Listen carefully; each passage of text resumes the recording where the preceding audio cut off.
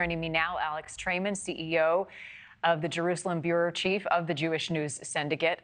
Alex, thank you, as always, for being with us. Let's start with the march. We're expecting tens of thousands of people to join together on the National Mall to march for Israel, march to free the hostages, march against anti-Semitism. What does that mean to the people of Israel to see this happening? I think it's so important, especially as we've seen in the last weeks, so many anti-Israel demonstrations around the world, not just in the United States, but also in London, the UK, to see that there's actually large amounts of not only Jewish, but pro-Israel supporters for Israel in this very difficult time is very heartwarming to the Israelis. And I think it's also very important for the American Jewish and pro-Israel community also to unite behind this difficult military campaign Israel's embarked in, and also to combat the rising tide of anti-Semitism in the United States. The House Education Committee will be holding a hearing today to combat anti-Semitism on the college campuses and universities that we've seen over the past 5-6 weeks. What do you hope comes of that hearing?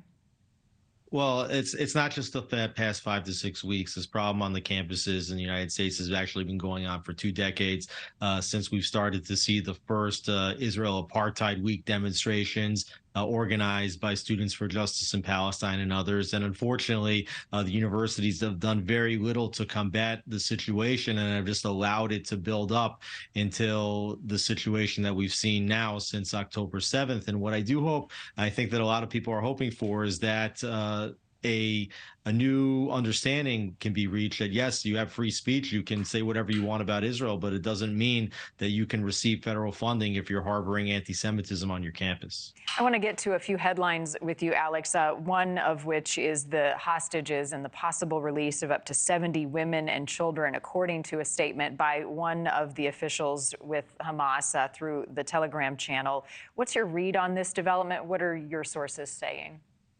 Well, there's been numerous reports of potential hostage releases in the last several weeks. This is just the latest. You hear that Hamas was willing to exchange potentially up to 70 women and children in exchange for a number of Israeli prisoners, Palestinian prisoners within Israel. And they're also calling for a 5-day ceasefire or humanitarian pause in the fighting, which really would give Hamas ample time to catch their breath. You've had Hamas terrorists inside of tunnels now for weeks, if not longer, and they need to be able to get oxygen. They need to be able to get fuel. And this is, you're seeing now how the intensive Israeli military campaign is pushing Hamas to the brink of potentially releasing some of the hostages in order to get a breath of fresh air in the fighting. And what do you know about these Palestinian prisoners? Who are they?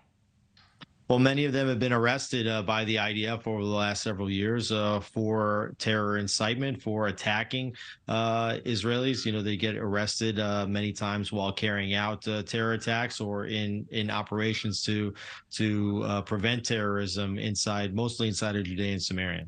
And how do the families of the hostages, through reporting, feel about a possible transfer of those prisoners who are terrorists and have been accused of such being exchanged for their loved ones? Well, in 2011, Israel released 1,000 terrorist prisoners in exchange for one Israeli soldier, Gilad Shalit, who was taken hostage and kidnapped by Hamas several years earlier.